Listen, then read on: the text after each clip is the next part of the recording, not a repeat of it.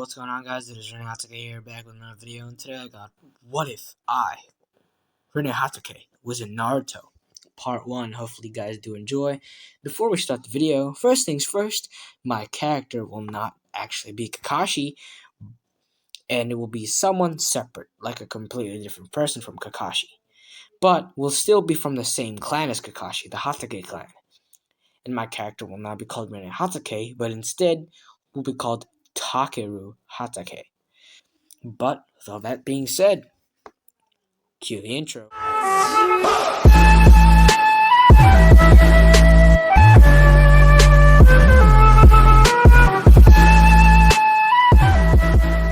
This story begins in the middle of a battleground, or a battlefield.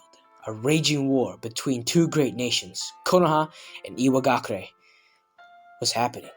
And in the middle of that bloody mess was a village caught in the war. That village being Amegakure, the village hidden in the rain. And during this Second Great Shinobi War, many had lost their lives. 2 people in particular. And these 2 people were parents of a boy with white hair. This boy being a part of the Hatake clan. His name is Rinne-Hatake. During this warring period, the boy would have to do everything to survive, as he'd often hide in caves, hoping that there wasn't any ninjas or shinobi nearby, or in abandoned buildings, and he just hoped to survive throughout the days of war. As for any boy at a tender age of 4 years old, would suffer, and it was tough. The boy had to grow up earlier than anyone. Since he was suffering through these warring periods, he'd have to tough it out alone. And with just him losing his parents to Iwa Shinobi 2 weeks ago, it was hard, especially for a young boy. He had just run out of food and water and was about to fall into the clutches of death until 2 children had came and saved him. Takaru would wake up in a cold sweat. Where am I? He would wonder. At our secret hideout. A boy would call to him. Takaru would turn to face the boy. The boy looked to be no older than he was, but he was brave and his hair reminded him of the radiance of the sun. He was shining bright, even in the darkest of time. What's wrong? Is there something on my face? The boy with the orange hair would ask. Takaru would shake his head no, and would thank him for saving his life. The orange-haired boy would say no problem, and that they need to watch each other's backs, because they are now family. Hearing the word family and the feeling of warmth of his kind words would make Takaru smile, with a few tears in his eyes. I'm sorry, I forgot to introduce myself. My name is Rinne-Hatake, the boy would say shyly. No worries, and my name is Yahiko. Nice to meet you, he'd say, putting out his hand for a handshake. Takaru would shake his hand, and from then on, a new friendship was born.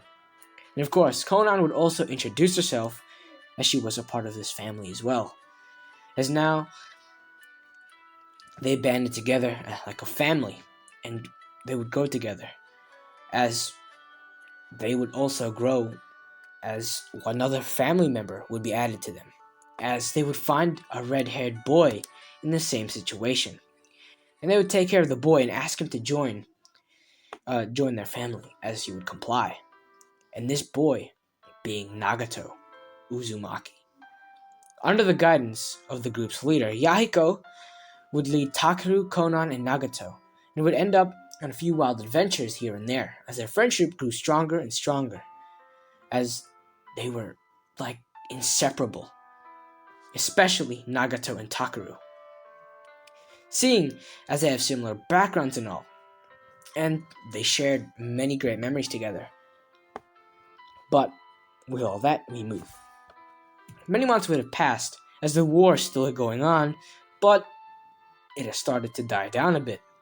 During the war, however, 3 Konoha shinobi gained fame like no one other. The 3 legendary Sannin, Jiraiya, Orochimaru, and Tsunade, would walk on a bridge, returning back to their base camp, when they came across a small group of kids. "Give us your money and your food, old man," Yahiko would shout. "Who do you think you're talking to, kid?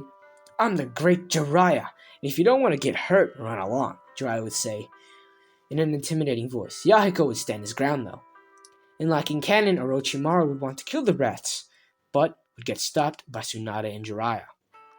And in the end, the encounter would happen like in canon, and Jiraiya would take them in for a little while. Jiraiya would all make them his students and pass on some of his knowledge and would train them to be shinobi. Jiraiya would give them words of wisdom throughout the days he would take care of them, and would tell them or always remind them to take it to heart. Yahiko, Kona, Nagato, Takaru, remember these words and take them to heart.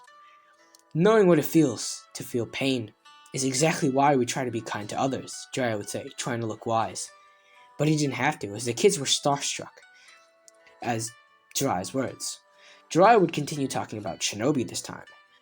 He'd say, "The true measure of a shinobi is not how they live their lives, but how they die.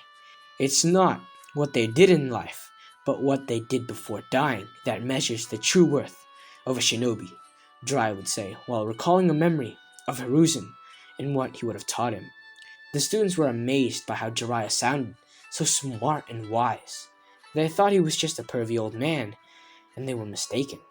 A few years go by, and Takaru would have been a total prodigy that Jiraiya had discovered, being able to learn jutsu that Jiraiya would have passed on to him with ease, unlike the others. But Nagato wouldn't be a slouch either, as Nagato would also be a quick learner due to the fact that he has the Rinnegan. But Yahiko and Konan would progress at their own pace. Nonetheless, Jiraiya would be impressed by all of them, especially with the white-haired boy. This white-haired boy would remind him of another Hatake, Sakumo Hatake. He would be known as the White Fang. So, he'd teach them a few more things throughout the week, and then would announce at the end of the week that he's been called back to his village and that he needs to return. The group were all was saddened by this and gave their master one last goodbye. And Jiraiya would give them all a pat on the head and tell them that they will become great shinobi and that they will change the world someday. And Jiraiya would leave, telling them their final goodbye. We time skip a few years till everyone was around at least 16. Takaru and the others would have become shinobi for Amegakure. They have made a group called the Akatsuki and slowly grew in popularity, and people joining their group would also be a thing as their group expanded. The leader of the group being Yahiko. And side note, we're going to be explaining who the strongest out of their group is. First of all, Takeru would be the strongest of them all, seeing as Jiraiya would have taught him more than the others, seeing as he has mastered everything so quickly that Jiraiya has taught him. The next would be Nagato, seeing as he has the Rinnegan. That's explainable. Then Yahiko and Konan. But back to the story. Hanzo, the leader of Amegakure, would start to feel paranoid. He thought that the Akatsuki, who was slowly growing stronger and their military might was starting to match up to even his, he thought that there would possibly be, or they could possibly start a coup d'etat. Hanzo would fear this, decide that this group was a threat to Amegakure. So, he set up a devious plan to destroy Akatsuki, or to destroy the Akatsuki. He planned with Konohazuru, Anbu, and Danzo to make this plan possible. One day, when the Akatsuki were on mission, they were told to meet up with Hanzo himself, somewhere secretive. Yahiko thought it would be suspicious, seeing as only 3 of them were called up. Yahiko himself, Takaru, and Konan. But Yahiko, even though he thought it was suspicious, he complied anyways. Though, that day, when they were out on missions, they haven't seen Nagato, and Takaru would grow worried. And so would the others. But they shrugged it off, thinking that he was just still doing this mission. But yeah, Yahiko, Naruto, Yahiko, Takaru, and Konan would go to their locations. Would go to the locations that Hanzo would have told them about. They arrived as requested, with no backup, just them. But to their shock and horror, they would see Nagato tied up as a prisoner by the hands of Hanzo. But they weren't the only ones who were there. Danzo and his Ruanbu accompanied them. Danzo would have only worked for Hanzo, seeing that there was a very special dojutsu that was up for grabs during this very special moment. The Rinnegan. Yahiko would scream to Hanzo, "Why have you captured Nagato?" "Because your group has gotten too powerful," he would say, "and must be extinguished," Hanzo would say with an evil smile, as they would have a similar interaction like in Ken, as Takeru, the similar interaction with Yahiko, telling him that he had to die to save Konan, but this time, instead of Konan, Nagato. Takeru would be called by Hanzo, "You there, Amigakure's very own White Fang. Kill Yahiko, or else Nagato will pay the price," as Hanzo would say, looking at Takeru with fierce eyes. "Takeru," Yahiko would call. "Do it," he'd say with a sudden sad expression, or a saddened expression on his face. Takeru would begin to shake. I can't," he would say with tears coming from his eyes. I can't kill my own brother," Takeru cried. As he'd say, "We're like family now. I can't do that." Konan also would cry, and would put his hand or put her hand on Takeru's shoulders. And Konan would also be there saying or telling Yahiko that there must be another way. Yahiko looked at them and gave them a final goodbye as he turned to Nagato. "I'll save you, Nagato, even if it costs me my own life," he'd say with resolve in his eyes. Hanzo would begin to get impatient. "Do it, or else," he'd shout. Takeru would grab his sword from his sheath and point the blade at Yahiko. Excuse me, but as I was saying, Takeru would grab his blade from his sheath and point the blade at Yahiko. And the blade that Takeru was holding was shaking profusely as Takeru's vision would go blurry, or would start to go blurry, as from the tears in his eyes he couldn't see him properly. Takeru would look at Yahiko, and Yahiko would give him a reassuring smile, as Takeru would wipe the tears from his eyes and steel his resolve as he breathed in and held his breath, as he dashed forward and plunged his blade through Yahiko's chest, as Konan would watch in horror. As seeing this, she'd fall unconscious, seeing her loved one die. Nagato would lose it, snapping, as he would break free from his restraints, as using the abilities of his Rinnegan, he would use the almighty push to push all of Hanzo's shinobi and the root out the way. As Danzo would narrowly avoid the attack, as he would begin engaging in combat with Nagato, as Nagato, being already heavily weakened beforehand, would stand no chance, as Nagato would get beaten down, as Takeru, who had just killed his brother, his best friend, would still be shaking as he would turn to see Nagato fighting and getting beaten out there. He would steal his resolve one last time, as Takeru, seeing what would happen, would immediately get into action, stealing his resolve and rushing in there with determination in his eyes to try and save his last brother, his best friend. Takeru would take on the Anbu, but even though he was very skilled, he would be taking on the Anbu, and he was beating the Anbu, as he was known as the White Fang of Amegakure. White Fang's very own not White Fang, but Amegakure's very own White Fang, seeing as he was so proficient with jutsus and kenjutsu, and plus he's also very good with genjutsu. He's proficient with a lot of things, and that's how he got the nickname of, White Fang, as he would finish any mission he would finish every mission without fail, like 100% completion rate with Takeru. But even so, even if Takeru was this skilled, the Anbu's sheer number, and since it's an elite squad, the sheer number and skill of the Anbu would overwhelm Takeru. And he was so overwhelmed that one of the Anbu would slash out Takeru's left eye, as Takeru would be left in pain, as he let his guard down for a split second, and that cost him. as Taku would jump back in pain. As using his one good eye, he'd look to Nagato and he'd smile, saying, "This might be the last time we fight together." As Taku would close his right eye, his only good eye, as he prepared to accept his fate. But Nagato, seeing this, since he was on the ground, and well, Danzo was also about to end him, he used the power of the Rinnegan. Using the remnants of his chakra left, he'd miraculously summon a ghetto statue. The ghetto statue, absorbing the last of Nagato's chakra, would rampage and kill many root Anbu. Danzo, who saw this, immediately jumped back and decided to retreat, knowing he couldn't win against such a monster.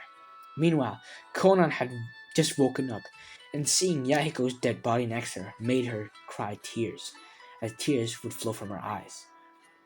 Even so, she got up as she saw Nagato and Taku fighting, and decided to join the fray to help them out. But she woke up a little too late, as when she arrived, some survivors of the root Anbu, mainly like 2 or 3, managed to escape and head back to Danzo. But few Amenin, or just one, probably one Amenin managed to escape. But that's about it. But Hanzo would not be that Amenin. He'd be dead.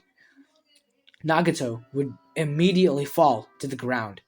Having the ghetto statue absorbed his remaining chakra, Nagato would look malnourished, as whatever drained him robbed him of whatever little life force he had left, as Nagato was near death. As Taku would rush to him, crying, "No, Nagato!" he cried. "Don't leave me too! I already lost Yahiko, and I can't lose you too!" As Taku would cry, as tears would fall from his face, Nagato would wipe the tears from Taku's eye, saying, "I won't ever leave you, or Konan. I'll always be with you. Remember what Master Jirai would say?" As Nagato would say, coughing out blood.